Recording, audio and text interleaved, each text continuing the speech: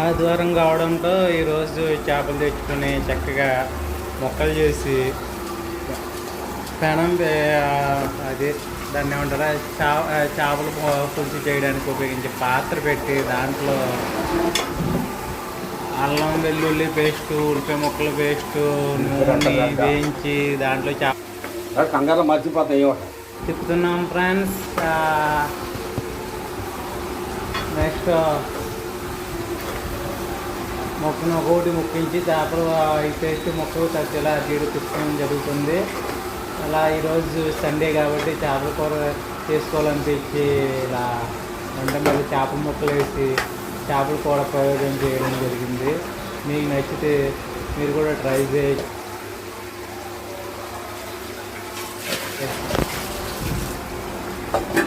Ingredients అంటూ స్పెషల్గా ఏమో అందరూ వేసుకునే చేపల కూర ఇంగ్రీడియంట్స్ అయితే మేము వేసాము.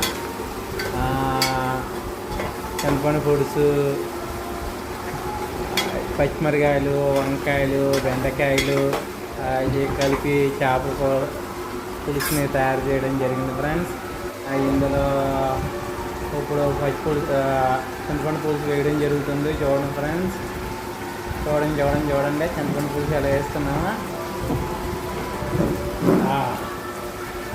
చింతపండు పులుసు వేయడం జరుగుతుంది.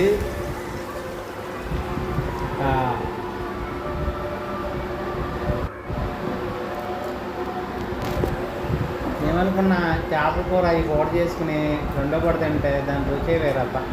అందులోనూ దీంట్లో పచ్చిమిరకాయలు, వంకాయలు, బెండకాయలు వేస్తే వాటి పులుసు బాగా పట్టిందంటే అది రుచి భలే ఉండదు.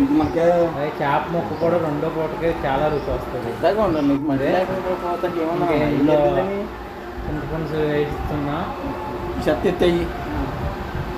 ఇందులో పులుసు వేసి చేప ముక్కలు వేసి అంటే చాలామంది ముందే వేసేసి పులుసు అన్నీ వేసి పులుసు ఉడికిన తర్వాత మొక్కలు వేస్తారు. కానీ మా సైడ్ మొక్కలు అన్నీ వేసిన తర్వాతనే పులుసు వేస్తాము. చేపలు కూడా మా సైడ్ అలాగే చేసుకుంటాం. ఇలా చేసుకుంటే చాలా రుచిగా ఉంటుంది. అదే ఇప్పుడు చూడండి కొత్తలాడుతుంది చేపల పులుసు కాసేపట్లో.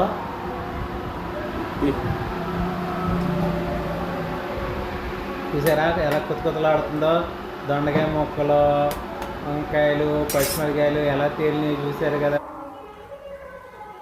ఇందులో ఇంకా ఇంగ్రీడియంట్స్ చాలా పడతాయి. ఓకే ఫైనల్గా చేపల కూర పులుసు రెడీ అయింది. నచ్చితే ప్లీజ్ సబ్స్క్రైబ్.